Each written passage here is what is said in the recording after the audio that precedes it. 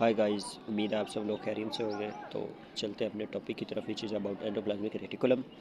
पिछले लेक्चर में ये हमने बेसिक कॉन्सेप्ट पिछले लेक्चर में हमने इसका बेसिक कॉन्सेप्ट क्लियर किया था, जिसमें हमने कंपोजिशन वगैरह रिपोर्टेड बाय जिसने मुतारफ़ करवाया, स्ट्रक्चर, कंपोजिशन और मेन फंक्शन का, जिसके बारे में हमने पढ़ लिया था। अब हम इसके नेक्स्ट मूव करते हैं, इसे थोड़ा सा और डीपली स्टडी करते हैं, क्योंकि ये टॉपिक बहुत ही इन्हांस है, तो ये आपको पता है एक लेक्चर में नहीं हो सकता। अब हम इसमें एंडोप्लाज्मिक रेटिकुलम को थोड़ा सा और डिटेल देख लेते हैं। First of all I am talking about endomembrane system. Endomembrane system क्या होता है? ये वो सिस्टम है, एक सिस्टम, एक सेल है, जिस तरह उसमें सारे ऑर्गेनेल प्रेजेंट होते हैं।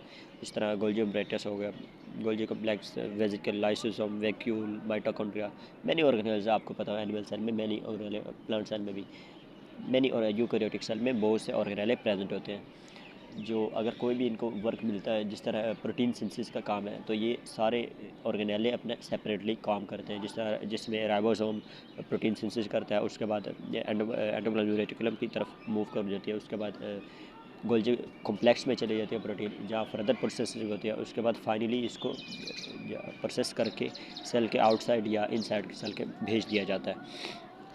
वो जो सारा एक जिसमें सारे ऑर्गेनेले अपना वर्क कर रहे होते हैं, उस सारे पूरे होल सिस्टम को हम एंडोमेम्ब्रेन सिस्टम कहते हैं। Endomembrane mean inside the cell जो काम हो रहा होता है, उस एंडोमेम्ब्रेन सिस्टम का नाम दिया जाता है। प्रोटीन बन जाती है, उसके बाद प्रोटीन को outside the cell, plasma membrane से आउटसाइड द सेल मूव करना, अगर प्रोसेसिंग तो हो जाती है गोल्जी कॉम्प्लेक्स में कि cell protein outside the cell जाना है या इनसाइड द सेल। अगर आउटसाइड द सेल तो वो वेसिकल की फॉर्म में भेज दिया जाता है, ट्रांसपोर्ट किया जाता है। इसलिए एक सेल पाथवे, जिसे दूसरा नाम हम सेल पाथवे भी कह सकते हैं, सिक्योरिटी पाथवे कह सकते हैं, जिसमें जिस तरह हमें पहले बात की एंडोमेम्ब्रेन सिस्टम, उसी तरह सिक्योरिटी पाथवे, ये जो काम पूरा काम स्टेप बाय स्टेप हो रहा होता है, ये इसे हम सिक्योरिटी पाथवे का नाम देते हैं।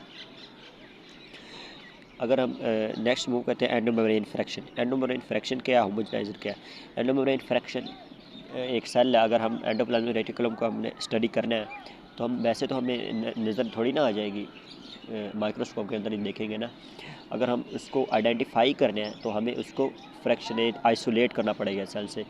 उस आइसोलेट करने के लिए हम एक होमोजेनाइज़र यूज़ होता है। होमोजेनाइज़र, ये वर्ड याद रखिएगा, होमोजेनाइज़र। होमोजेनाइज़र इसे हम सेल से डिस्ट्रीब्यूट करते हैं इस प्रोसेस के थ्रू। इस प्रोसेस को एंडोमेम्ब्रेन फ्रैक्शन का नाम दिया जाता है, और इस फ्रैक्शन में जो जो यूज़ होते हैं सिस्टम वगैरह, उसे होमोजेनाइज़र का नाम दिया जाता है। ये वर्ड की ये पॉइंट याद रखिएगा। नेक्स्ट अगर हम स्ट्रक्चर की बात करें, तो ये नेटवर्क ऑफ मेम्ब्रेन है, जिसमें नाम से शो हो रहा है endoplasmic reticulum. Reticulum mean network, endoplasm mean endo inside the cell या endo inside the membrane. Network of membrane, जिसमें हमने पिछले लेक्चर में भी देखा था, जिस तरह ये हम दिखा देते हैं, सिस्टर्नी प्रेजेंट होते हैं in the form of membrane. तो फॉर्मेशन की बात की जाए, तो एंडोप्लाज्मिक रेटिकुलम जो सेल की प्लाज्मा मेम्ब्रेन वही इन्वेजिनेट होकर एंडोप्लाज्मिक रेटिकुलम बनाती है। फर्स्ट ऑफ ऑल, जिस तरह यूकैरियोटिक सेल में जब एवोल्यूशन हुई, तो वो सारा प्रोसेस एक अलग टॉपिक है। खैर, हम उसकी तरफ नहीं जाते, हम अपने टॉपिक की बात ही करते हैं, किस तरह ये इन्वेजिनेट हुई और किस तरह ये सारा वो हम देखेंगे बाद में। इसके अंदर ल्यूमर प्रेजेंट होता है, स्पेस प्रेजेंट होता है। ये देखिए, जिस तरह हम ये डायग्राम में शो कर रहे हैं, ये एंडोप्लाज्मिक रेटिकुलम है, ये 3D इमेज है। ये साइटोसोल है, सेल का साइटोप्लाज्म जो होता है।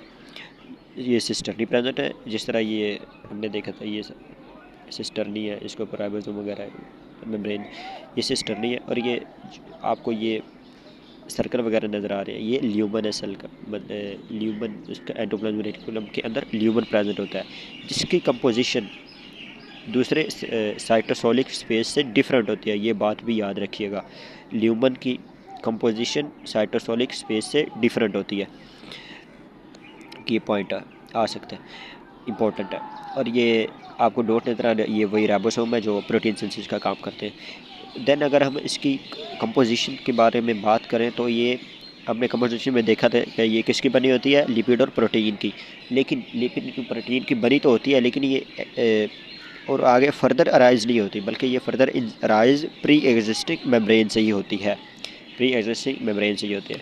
सो गाइस, ये था हमारा आज का टॉपिक, इसे हम और डिस्कस करेंगे डीपली डिस्कस करेंगे अपने नेक्स्ट लेक्चर में।